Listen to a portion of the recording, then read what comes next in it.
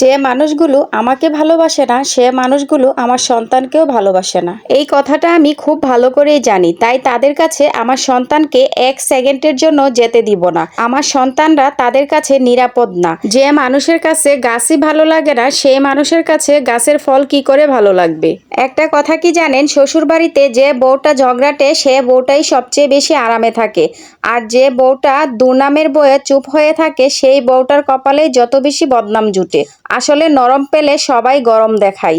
একটা কথা মনে রাখবেন, টাকা কম বেশি অনেকেরই থাকে, তবে মানুষকে সম্মান করা, নিঃস্বার্থভাবে খুশি করা এবং ভালো ব্যবহার করা সেই শিক্ষাটা সবার থাকে না।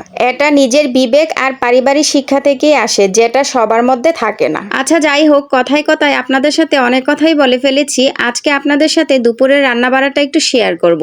আজকে দুপুরে গরমের আরামের কিছু তরকারি রান্না করব। গরমের সময় এই তরকারিগুলো খেতে কিন্তু ভীষণ ভালো লাগে এবং স্বাস্থ্যসম্মত। আজকে দুপুরবেলা আমি রুই মাছ দিয়ে আলু, সিম, টমেটো দিয়ে একটা মজাদার পাতলা ঝোলের তরকারি রান্না করব, যেটা খেতেও মজার এবং স্বাস্থ্যসম্মত। আর রান্না করব পাট শাক। পাট শাক তো আমরা সকলেই খেতে পছন্দ করি, বিশেষ করে আমার হাজব্যান্ড, আমি এবং আমার বাচ্চারা পাট শাক খেতে ভীষণ পছন্দ করি। প্রথমেই কিন্তু আমি পাট শাকটা রান্না করে নিয়েছি। আজকের পাট শাকটা আমি ঘিয়ে ভেজে তারপর রান্না করেছি। ঘিয়ে ভাজলে পাট শাক খেতে যে কি পরিমাণ মজার হয়। এরপর আমি রান্না করে নিচ্ছি রুই মাছের তরকারিটা, সিম, আলু, টমেটো দিয়ে। এই তরকারিটা যে কি পরিমাণ মজার হয়, একটু ঝোলঝোল করে রান্না করলে ঝোলটা দিয়েই ভাত খেয়ে ফেলা যায়। প্রথমে আমি মাছগুলা ভেজে তারপর তুলে নিয়েছি। এই একই তেলের মধ্যে আমি পেঁয়াজ কুচি দিয়ে পেঁয়াজটাকে কিছুটা নরম করে ভেজে নিয়েছি। তারপর মশলা দিয়েছি। মশলার মধ্যে রসুন বাটা, হলুদের গুঁড়া, জিরার গুঁড়া, মরিচের গুঁড়া, ধনিয়ার গুঁড়া, তারপর লবণ, সবকিছু দিয়ে আলু, টমেটো, সিমকে একটু কষিয়ে নিব। কষানোর জন্য ঢাকনা দিয়ে ঢেকে দিলাম। তারপর কষানো হয়ে গেলে পরিমাণ মতো ঝোল দিয়ে দিলাম।